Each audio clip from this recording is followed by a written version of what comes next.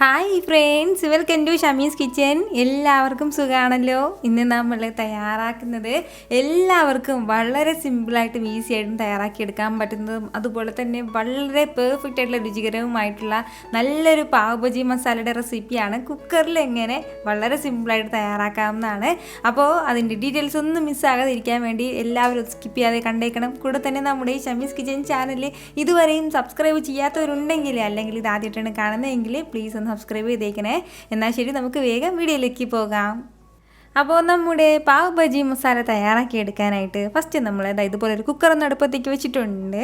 അതിലേക്ക് നമുക്ക് ഒരല്പം എണ്ണ ചേർത്ത് കൊടുക്കാം. ഇതുപോലെ ഒരു 2 ടേബിൾ സ്പൂൺ അളവിൽ ഞാനിപ്പോൾ എണ്ണ ചേർത്ത് കൊടുത്തിട്ടുണ്ട്. നമ്മുടെ എണ്ണ ഒന്ന് ചൂടായി വരുമ്പോഴത്തേക്കും പിന്നെ ഇനി നമുക്കിതിലേക്ക് വേണ്ടതാണ് ഇതുപോലെ ഒരു 1/2 ടീസ്പൂൺ അളവിൽ ചെറിയ ജീരകം കൂടി. നമ്മുടെ ജീരകം ഒന്ന് ചൂടായി കഴിഞ്ഞാൽ പിന്നെ ഇനി ഇതിലേക്ക് വേണ്ടതാണ് ഇതുപോലെ ഒരു 2 മീഡിയം സൈസിലുള്ള ഉരുളക്കിഴങ്ങ് നന്നായിട്ടൊന്ന് തൊലിയൊക്കെ ഒന്ന് മാറ്റിയതിന് ശേഷം ഇതുപോലെ ഈ ഒരു രീതിയിലൊന്ന് കട്ട് ചെയ്ത് എടുത്തിട്ടുണ്ട്. ആ ഉരുളക്കിഴങ്ങ് കൂടി നമുക്ക് ഇതിലേക്കൊന്ന് ചേർത്ത് കൊടുക്കാം. പിന്നെ ഇനി നമുക്കിതിലേക്ക് വേണ്ടതാണ് ഇതുപോലെ ഒരു 2 അത്യാവശ്യം വലിപ്പത്തിനുള്ള 2 ക്യാരറ്റ് എടുത്തിട്ടുണ്ട്. അത് ഇതുപോലെ ചെറുതായിട്ടൊന്ന് കട്ട് ചെയ്തെടുത്തിട്ടുണ്ട്. അതും കൂടി ചേർക്കാം. നമ്മുടെ ഈ ക്യാരറ്റും ചേർത്ത് കൊടുത്തു കഴിഞ്ഞാൽ പിന്നെ ഇതിലേക്ക് വേണ്ടതാണ് ഇതുപോലെ ഒരു 3 തക്കാളി ഞാനിപ്പോൾ എടുത്തിട്ടുണ്ട്.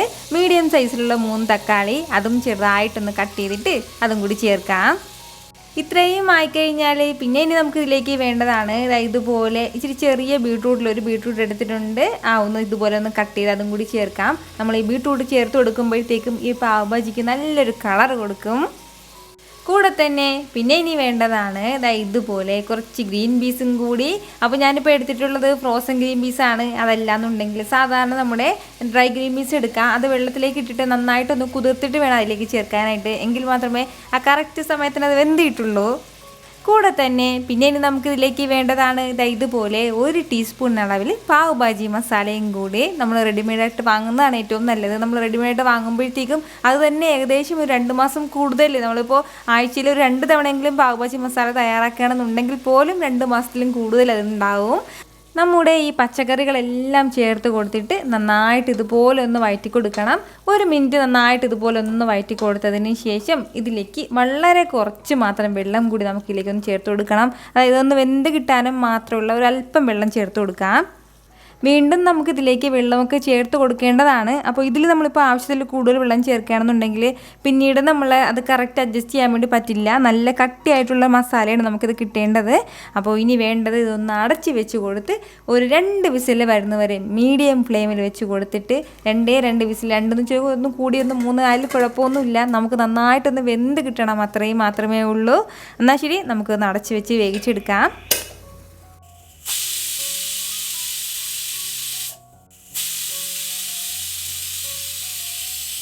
മീഡിയം ഫ്ലെയിമിൽ ഇതിപ്പോൾ ഒരു 2 വിസിൽ വന്നിട്ടുണ്ട്. അപ്പോൾ ഇത്രയും തന്നെ മതിയാവും. ഇതിപ്പോൾ നന്നായിട്ട് അത്യാവശ്യം നല്ലതുപോലെ വെന്തിട്ടുണ്ടാവും.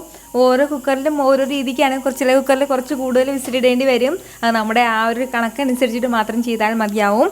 ഇനി നമുക്ക് ഇതിലെ കംപ്ലീറ്റ് പ്രഷറും ഒന്ന് പോയതിന് ശേഷം തുറന്ന് നോക്കാം. ഇതിലെ പ്രഷർ കംപ്ലീറ്റ് ആയിട്ട് ഇപ്പോൾ പോയിട്ടുണ്ട്.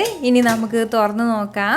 നന്നായിട്ട് ഇതെല്ലാം ഒന്ന് വെന്ത് കിട്ടിയിട്ടുണ്ട്. ഇതുപോലെ നമ്മൾ ചെറുതായിട്ട് ഇതിങ്ങനെ ഒന്ന് ഉടച്ചു കൊടുക്കുമ്പോൾ തന്നെ നല്ല രീതിയിൽ ഇതെല്ലാം ഒന്ന് കിട്ടും. ഇനി നമുക്ക് വേണ്ടത് ഇതുപോലെ ഒരു സ്മാഷർ വെച്ചിട്ട് നല്ല രീതിയിൽ ഇതെല്ലാം ഒന്ന് ഉടച്ചു കൊടുക്കാം. നന്നായിട്ട് തന്നെ നമ്മുടെ പച്ചക്കറികളൊക്കെ ഒന്ന് വെന്ത് കിട്ടിയിട്ടുള്ളതിൻ്റെ പേരിൽ പെട്ടെന്ന് തന്നെ ഇതൊന്ന് ഉടഞ്ഞ് കിട്ടിക്കോളും. ഈ ഒരു രീതിയിൽ നന്നായിട്ട് ഇതെല്ലാം ഒന്ന് സ്മാഷ് ചെയ്തെടുത്തിട്ടുണ്ട്. അപ്പോൾ ഇത്രയും ആയിക്കഴിഞ്ഞാൽ ഇനി ബാക്കി കാര്യങ്ങളും കൂടി ഒന്ന് പെട്ടെന്ന് ചെയ്തെടുക്കാം. ഇനി വേണ്ടത് ഇതുപോലെ ഒരു കടായി ഒന്ന് ചൂടാക്കാൻ വെച്ചതിന് ശേഷം അതിലേക്ക് നമുക്ക് ചേർത്ത് കൊടുക്കേണ്ടതാണ് ഏകദേശം ഒരു 2 ടേബിൾ സ്പൂൺ അളവിൽ ബട്ടറും കൂടി. നമ്മുടെ ഈ പാവ് ഭാജി മസാലയുടെ ആ ഒരു പ്രത്യേക ടേസ്റ്റൊക്കെ വരുന്നത് നമ്മൾ ഈ ബട്ടറിൽ തയ്യാറാക്കുമ്പോഴാണ് കേട്ടോ. കൂടെ തന്നെ ഇതിലേക്ക് ഒരല്പം എണ്ണയും കൂടി ചേർത്ത് കൊടുക്കുകയാണ്. നമുക്ക് കംപ്ലീറ്റ് ആയിട്ട് നമ്മുടെ ബട്ടറിൽ തന്നെ തയ്യാറാക്കിയെടുക്കാം. അതല്ലാന്നുണ്ടെങ്കിൽ ഇതുപോലെ കുറച്ച് എണ്ണയും കൂടി ചേർത്ത് കൊടുത്തതിന് ശേഷം ചെയ്തെടുക്കാം. ഇത്രയും ആയിക്കഴിഞ്ഞാൽ പിന്നെ ഇനി നമുക്കിതിലേക്ക് വേണ്ടതാണ് ഒരു ചെറിയ സവാളയിൽ ഒരു 2 സവാള എടുത്തിട്ടുണ്ട്. എന്നിട്ട് നല്ലതുപോലെ തീരെ പൊടിയായിട്ടൊന്ന് അരിഞ്ഞെടുത്തിട്ടുണ്ട്. അതും കൂടി ചേർക്കാം. അതുപോലെ തന്നെ കൂടെ വേണ്ടതാണ് ഒരു 2 ചെറിയ ക്യാപ്സിക്കം കൂടി. വലിയ ക്യാപ്സിക്കം ആണെന്നുണ്ടെങ്കിൽ 1 മതിയാവും. കൂടെ തന്നെ ഇതുപോലെ 1 ടീസ്പൂൺ അളവിൽ ഇഞ്ചി വെളുത്തുള്ളി പേസ്റ്റും കൂടി ചേർക്കാം. അപ്പോൾ ഇത്രയും ചേർത്ത് കൊടുത്തതിന് ശേഷം നന്നായിട്ട് നമുക്ക് ഒന്ന് വഴറ്റി കൊടുക്കണം. നല്ല രീതിയിൽ ഇതെല്ലാം ഒന്ന് വെന്ത് കിട്ടുന്നത് പോലെ ഒന്ന് വഴറ്റി കൊടുക്കണം. ഹൈ ഫ്ലെയിമിൽ തന്നെ വെച്ച് കൊടുത്തിട്ട് നമുക്കൊന്ന് വഴറ്റിയെടുത്താൽ മതിയാവും. ഇപ്പോൾ നമ്മുടെ സവാളയൊക്കെ ചെറുതായിട്ടൊന്ന് വാടി കിട്ടിയിട്ടുണ്ട്. അപ്പോൾ ഇതുപോലെ ലൈറ്റായിട്ടൊന്ന് വഴണ്ട് കിട്ടുമ്പോഴത്തേക്കും പിന്നെ ഇനി നമുക്ക് ഇതിലേക്ക് നമ്മുടെ മസാലകളും കൂടി ചേർത്ത് കൊടുക്കാം. ഇതുപോലെ 1 സ്പൂൺ അളവിൽ മുളക് പൊടി എടുത്തിട്ടുണ്ട്. ഇതിപ്പോൾ അധികം എരിവില്ലാത്ത മുളക് പൊടിയാണ്. നല്ല എരിവുള്ള മുളക് പൊടിയാണെന്നുണ്ടെങ്കിൽ 1/2 സ്പൂൺ അളവിൽ മതിയാവും. അതുപോലെ തന്നെ പിന്നെ വേണ്ടതാണ് ഒരു 2 ടേബിൾ സ്പൂൺ അളവിൽ പാവ് ഭാജി മസാലയും കൂടി നമ്മൾ നേരത്തെ ചേർത്ത് കൊടുത്തതിൻ്റെ കൂടെ തന്നെയാണ് ഈ മസാലയും ആവശ്യമായിട്ടുള്ളത്. ഇനി വേണ്ടത് ഒരു 1/2 ടീസ്പൂൺ അളവിൽ മഞ്ഞൾപ്പൊടിയും കൂടിയാണ്. കൂടെ തന്നെ ഒരു 3/4 ടീസ്പൂൺ അളവിൽ മല്ലിപ്പൊടിയും കൂടി നമുക്ക് ആവശ്യമായിട്ടുണ്ട്, അതും ചേർക്കാം. ഇത്രയും ചേർത്ത് കൊടുത്തതിന് ശേഷം വീണ്ടും നല്ലതുപോലെ നമുക്കൊന്ന് വഴറ്റി കൊടുക്കണം. നമ്മുടെ ഈ മസാലയുടെ ആ ഒരു പച്ച മണമൊക്കെ ഒന്ന് മാറി കിട്ടുന്നത് പോലെ നന്നായിട്ടൊന്ന് വഴറ്റി കൊടുക്കാം. ഇപ്പോൾ നമ്മുടെ മസാലയുടെ ഒരു പച്ച മണമൊക്കെ ഒന്ന് മാറി കിട്ടിയിട്ടുണ്ട്. അതുപോലെ തന്നെ നല്ലതുപോലെ ഇതെല്ലാം ഒന്ന് വഴണ്ടും കിട്ടിയിട്ടുണ്ട്. നമ്മുടെ ഈ സവാളയും ക്യാപ്സിക്കും ഒക്കെ നല്ല രീതിയിൽ വഴണ്ട് കിട്ടിയിട്ടുണ്ട്. ഈ ഒരു സ്റ്റേജ് ആകുമ്പോഴത്തേക്കും പിന്നെ നമുക്ക് ഇതിലേക്ക് വേണ്ടതാണ് ആവശ്യത്തിന് കുറച്ച് വെള്ളം കൂടി.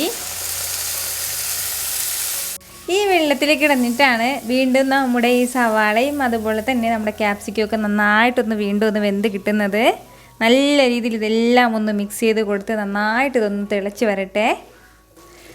ഇപ്പോൾ ഇതുപോലെ ഒന്ന് നന്നായിട്ടൊന്ന് തിളച്ച് തുടങ്ങിയിട്ടുണ്ട്. ഈ സമയം നമ്മൾ നേരത്തെ കുക്കറിൽ വേവിച്ച് വെച്ചിരിക്കുന്ന നമ്മുടെ ഈ പച്ചക്കറികളും കൂടി ഇതിലേക്കൊന്ന് ചേർത്ത് കൊടുക്കാം. ഇതുപോലെ എല്ലാം ഒന്ന് ചേർത്ത് കൊടുത്തതിന് ശേഷം നല്ല രീതിയിൽ വീണ്ടും ഒന്ന് മിക്സ് ചെയ്ത് കൊടുക്കണം.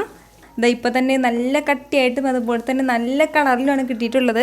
സാധാരണ നമ്മൾ സ്ട്രീറ്റ് ഫുഡിലേക്ക് തയ്യാറാക്കുമ്പോഴത്തേക്കും ഒരല്പം കളറും കൂടി ചേർക്കാറുണ്ട്. പക്ഷേ നമുക്ക് കളറിൻ്റെ ഒന്നും ആവശ്യമില്ല. കളർ ചേർക്കാതെ തന്നെ നമുക്ക് നല്ല പെർഫെക്റ്റായിട്ട് തയ്യാറാക്കി എടുക്കാവുന്നേ ഉള്ളൂ. ഇതിപ്പോൾ അത്യാവശ്യം നല്ല കട്ടിയായിട്ടാണ് കേട്ടോ ഉള്ളത്. അപ്പോൾ നമ്മൾ സാധാരണ ഈ പാവ് ഭാജി മസാല നമ്മളിങ്ങനെ കിട്ടുമ്പോഴത്തേക്കും ആവശ്യത്തിന് കുറച്ച് ഗ്രേവി ഇതുപോലെ എടുത്തിട്ട് അതിലേക്ക് കുറച്ച് വെള്ളമൊക്കെ ചേർത്തിട്ട് വീണ്ടും ചെറുതായിട്ടൊന്ന് തിളപ്പിച്ചിട്ട് അങ്ങനെ ആ ഒരു ഇൻസ്റ്റൻ്റായിട്ട് പെട്ടെന്ന് ചെയ്താണ് തരുന്നത്.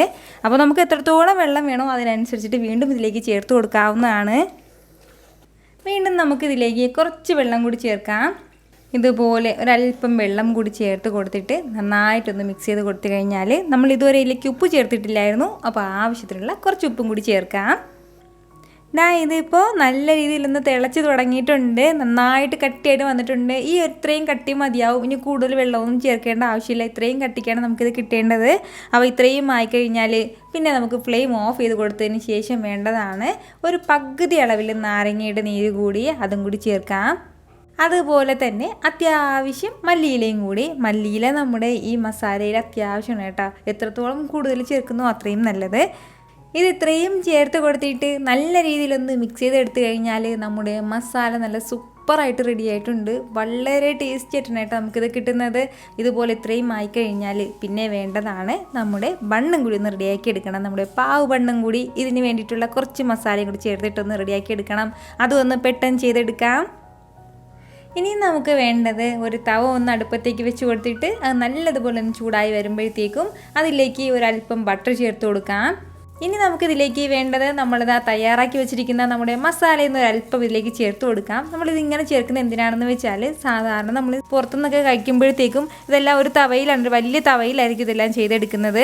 അപ്പോഴത്തേക്കും ഇതുപോലെ സെപ്പറേറ്റ് ആയിട്ട് ഇങ്ങനെ ചേർക്കേണ്ട ആവശ്യമില്ല. പക്ഷേ നമ്മൾ വീട്ടിൽ ചെയ്തെടുക്കുമ്പോഴത്തേക്കും ഇതുപോലെ കുക്കറിലൊക്കെയാണ് തയ്യാറാക്കുന്നത്. ആ ഒരു കറക്റ്റ് പെർഫെക്റ്റ് ആയിട്ടുള്ള ടേസ്റ്റ് വരാൻ വേണ്ടിയിട്ടാണ് നമ്മൾ ഇതുപോലെ പ്രത്യേകം ഒന്ന് തവയിൽ ഇതെല്ലാം ഒന്ന് ചൂടാക്കി എടുക്കുന്നത്. കൂടെ തന്നെ ഒരല്പം മല്ലിയിലയും കൂടി ചേർത്ത് കൊടുക്കാം. ഇതുപോലെ നന്നായിട്ടൊന്ന് മിക്സ് ചെയ്ത് കൊടുത്തിട്ടുണ്ട്. ഇനി നമുക്ക് വേണ്ടത് നമ്മുടെ ഈ പാവ് ബണ്ണും കൂടിയാണ്. ഈ പാവ് ബണ്ണിന് പകരം നമുക്ക് സാധാരണ റൗണ്ടായിട്ടുള്ള ബണ്ണുണ്ടല്ലോ അതിലും ചെയ്തെടുക്കാവുന്നേ ഉള്ളൂ. ഇനി ഇതിൻ്റെ സെൻറ്ററിൽ നിന്ന് ചെറുതായിട്ടൊന്ന് കട്ട് ചെയ്തെടുക്കാം. ഇതുപോലെ രണ്ടായിട്ടൊന്ന് കട്ട് ചെയ്തതിന് ശേഷം നമ്മുടെ ഈ തവയിലേക്ക് ഒന്ന് കമഴ്ത്തി വെച്ച് കൊടുക്കണം. വളരെ പെട്ടെന്ന് തന്നെ ഒരു 10-15 സെക്കൻഡ് കൊണ്ട് തന്നെ നമുക്കിത് പെട്ടെന്ന് തന്നെ ചെയ്തെടുക്കാവുന്നേ ഉള്ളൂ. അപ്പോൾ ഇതുപോലെ നമ്മുടെ പാവ് ബണ്ണ് ഇവിടെ സൂപ്പറായിട്ട് മസാലയൊക്കെ പുരണ്ടിട്ട് നല്ല സൂപ്പറായിട്ട് റെഡി ആയിട്ടുണ്ട്. ഇത്രയും ആയിക്കഴിഞ്ഞാൽ പിന്നെ നമുക്ക് ചൂടോടുകൂടി തന്നെ സെർവ് ചെയ്യാവുന്നതാണ്. അപ്പോൾ നമുക്ക് സെർവ് ചെയ്യാൻ വേണ്ടിയിട്ട് നമുക്ക് ആവശ്യമുള്ള മസാല എടുത്താൽ മതിയാവും. പാവ് ബണ്ണിന് എത്രത്തോളം മസാല വേണോ അതിനനുസരിച്ചിട്ട് നമുക്ക് മസാല എടുക്കാം. പിന്നെ അതുപോലെ തന്നെ സൈഡിലായിട്ട് കുറച്ച് നമ്മൾ സാധാരണ ഫ്രഷ് ആയിട്ടുള്ള നമ്മുടെ സവാളയെ ഒന്ന് ചെറുതായിട്ട് അരിഞ്ഞു വെച്ച് കൊടുക്കാം. വളരെ സൂപ്പറായിട്ടുള്ള നല്ല സ്ട്രീറ്റ് സ്റ്റൈലിലുള്ള പാവ് ബജി മസാലയാണ്. ഉറപ്പായിട്ട് നിങ്ങൾ ഇതുവരെ ഇതുപോലെ ട്രൈ ചെയ്തിട്ടില്ല എന്നുണ്ടെങ്കിൽ ഒന്ന് ട്രൈ ചെയ്ത് നോക്കണം. നമ്മളെ വീട്ടിൽ തന്നെ വളരെ സിമ്പിളായിട്ട് ഇതെല്ലാം ചെയ്തെടുക്കാവുന്നേ ഉള്ളൂ. ട്രൈ ചെയ്ത് നോക്കിയതിന് ശേഷം നിങ്ങളുടെ ഫീഡ്ബാക്ക് എനിക്ക് മറക്കാതെ ഒന്ന് അറിയിക്കുകയും വേണം. കാരണം നിങ്ങളുടെ ഫീഡ്ബാക്ക് കാണുമ്പോഴായിരിക്കും അത് മറ്റുള്ളവർക്കും തയ്യാറാക്കി നോക്കണം എന്നുള്ളൊരു പ്രചോദനം ഉണ്ടാകുന്നത്. അപ്പോൾ ഈ വീഡിയോ ഇഷ്ടമായാൽ എല്ലാവരും ഒന്ന് ലൈക്ക് ചെയ്യാനും കൂടെ തന്നെ നിങ്ങളുടെ ഫ്രണ്ട്സിനും ഫാമിലിക്കും എല്ലാവർക്കും ഇതൊന്ന് ഷെയർ ചെയ്ത് കൊടുക്കാനും മറക്കരുത്.